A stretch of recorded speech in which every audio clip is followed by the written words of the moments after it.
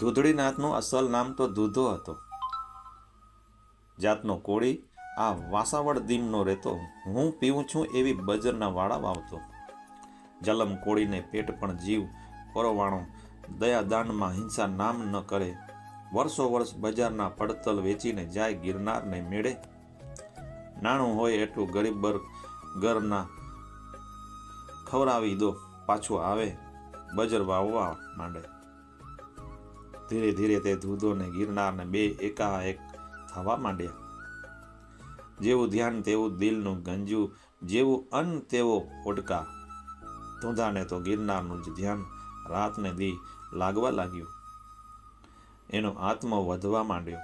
સંસારની ગાંઠ વછૂટી ગઈ. બજરના વાળા ગાયું પાસે ભેળાવી અને તો ગિરનારમાં ચાલ્યો ગયો. કોઈક ટૂંક સમય ઉપર બેસીને ધૂણી ધખાવી તપસ્યા આદરી દીધી. એમ 12 વર્ષ ગિરનારની ગુફાઓમાંથી ગેબના શબ્દ સાંભળ્યા. ધૂધળીનાથ નવનાથ ભેળો 10મો નાથ, તું તો ધૂધો. અહાલ કે શબ્દની સાથે ગુરુ દત્તાત્રેય ધ્યાન ધર્યું અને નવનાથનો સ્મરણ કર્યું. સ્મરણ કરતા તો જોગ સિદ્ધ મચ્છેન્દ્રનાથ, જલંધરનાથ, શાંતિનાથ એવા નવનાથો ગુરુની સન્મુખ હાજર થઈ ગયા. ગુરુ બોલ્યા, જોગંદરો, આપણી જમાતમાં આજ 9 સિદ્ધ આવ્યા છે. તમે નવનાથ ભેળા એ 10મો ધૂધળીનાથ તમારી પંગતમાં જગમાં પૂજાશે. મારો આશીર્વાદ છે. તમારી ચલમ સાફી એને આપો. ગાંજો પીવા માટે ચલમની સાથે લુગડાનો ટુકડો રાખવામાં આવે છે, તેને સાફી કહે છે. જોગંદરનાથ બધા ભેળા થાય ત્યારે એક સાફીએ ચલમ પીએ, બીજા ચલમ આપે પણ સાફી ન આપે. ધૂધળીનાથ ચલમ આપી સાફી આપતા 9 સિદ્ધો કચવાણા. ગુરુદેવ કારણ પૂછ્યું. નવનાથો ખુલાસો કર્યો. ગુરુદેવ, ધૂધો નાથ ખરો, પણ એનું દૂધ હલકું છે. એ દૂધ કોક દી એને હાથે કોક કાળો કામ કરાવશે, એટલે ધૂધળીનાથજી હજી વધારે તપ કરે, વધારે શુદ્ધિ કરે, પછી એમ સાફી આપીએ. અને ગુરુ દત્તાત્રેય બોલ્યા, પડ્યો કે ધૂધળીનાથ 12 વર્ષ બીજા આબુમાં જઈ ધૂણી પર પ્રગટો. જાઓ, બાપ 84 સિદ્ધને પંગતમાં તમારી વાટ જોવાશે. આબુની અવધિ પણ પૂરી થઈ અને તપ કરી ધૂધળીનાથ પાછા ગુરુ પાસે આવ્યા. ફરી ગુરુએ નવનાથ નામને હાજર કર્યા અને બધાઓ સાથે મળી એક સાફીએ ચલમ પીધી. પણ 9 નાથ અંદરો અંદર કહેવા લાગ્યા, આનાથી તપ જીવડાવશે નહીં અને એ હલકું દૂધ છે. કોક દી ને કોક દી એ ન કરવાનું કામ કરી બેસશે. તેજને જીવતી જ્યોત જેવા ધૂધળીનાથ જગતમાં ઘૂમવા લાગ્યા. ઘૂમતા ઘૂમતા અરવલ્લીના ડુંગરે ચિત્તોડગઢમાં એમનું આવવું થયું. ચિત્તોડના રાણાએ ગુરુને ઝાઝા માન દીધા. ગુરુના ચરણમાં પડીને રાણો રાતે પાણીએ રોયો. રાણાને અભરભ્રમ રાજમાં સવાર શેર માટીની ખોટ હતી. મરણ ટાણે બાપની આગ લઈને મોઢા આગળ હાલનારનો દીકરો નહોતો. ધૂધળીનાથે ધ્યાન ધર્યું. રાણાના ભાગ્યમાં 1-2 દીકરા લખેલા વાંચ્યા, પણ એક જોગીને એક સંસારી. તેણે કહ્યું, રાણાજી, 12 વર્ષે પાછો આવું છું. 2 કુંવર તારે ઘરે રમતા હશે. ગુરુની આજ્ઞા છે કે આમાંથી એક તારો ને એક મારો, ત્યારે રાખજે. તે દી આંસુ પાડવા બેસીસમાં 12 વર્ષે પાછો આવું છું. 12 વર્ષે જાતા સિવાટ જટાધારી જોગીએ ચિત્તોડને પાદર હાલેક જગાડ્યો.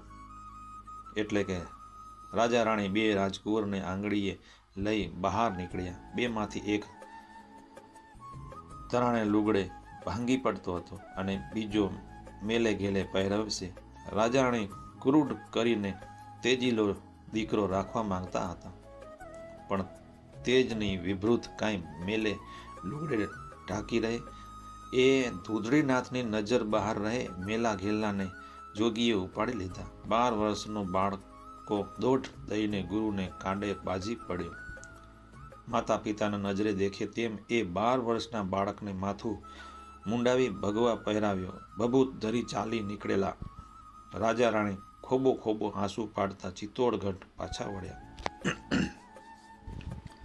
ધોધરીનાથે ચેલાને સિદ્ધનાથ કરી થાપ્યો, એના કાનમાં ગુરુમંત્ર ફૂક્યું અને ભેખના પાઠ ભણાવતા આપણે ઊભા છીએ ત્યાં આવી પહોંચ્યા.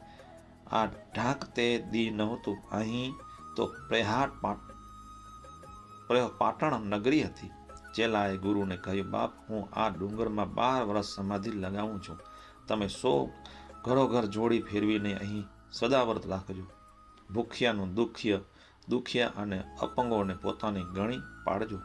મારી તપસ્યાનું પુનાઈ પૂરજો. એમ બોલીને ધુધરીનાથે આસન વાળ્યું.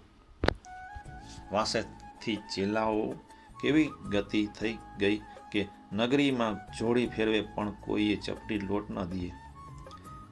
દયામાનનો છાંટ્યો ન મળે એવા લોકો વસતા હતા. પણ 17-18 વર્ષનો સિદ્ધનાથ તો રાજનું બીજ હતો. સમજ્યું હતું. એણે એક ચેલાને એક કુહાડો પકડાવી કહ્યું, પહાડમાં લાકડા વાઢી નગરમાં જઈ ભારીઓ વેચો અને આપ મહેનતથી ઉંદર ભરો. જોગીનું ધર્મ રામનું ખાવાનું ન હોય, કોઠામાં જરે નહીં. જાઓ જંગલમાં બીજો દી, ત્રીજો દી અને ચોથો દી થતા તો કુહાડા મેલીને બધાએ ચેલા માર્ગ માપ્યા. બાકી રહ્યા એક બાળો, સિદ્ધનાથ રાણા કુળનું બીજ. એમાં ફેર ન પડે. પ્રભાતને પહોર પ્રગાટ્યો, દોરા ફૂટ્યા. પહેલાં તો આશ્રમવાળીએ ચોળી ઝાડવાને પાણી પાઈ સિદ્ધનાથ વનમાં ઉપડી જાય છે. સાંજે બળતણ તણી બારી બાંધી શહેરમાં વેચી આવે છે. નાનું નહીં જેવું નીપજે તેનો લોટ લે. આખા ગામમાં એક જ ડોસી એવી નીકળી કે જે એને રોટલી ટીપી આપે. એ હતી કુંભારની ડોસી. 18 વર્ષનો સુવાળા રૂપાળા બાળ જોગીને જોઈ ડોસી લડીને હેત ઢોળે છે. આમ 12 વર્ષ સુધી બાળ સિદ્ધનાથ ભારી ઉપાડી સદાવ્રત ચલાવતા, માથું છોલાઈને જીવતા. પડી સુવાળી કાયા ખરીને કેટલું સહવાય. દુઃખ તો ચિત્તોડની મોલાતમાં કોઈ દિવસ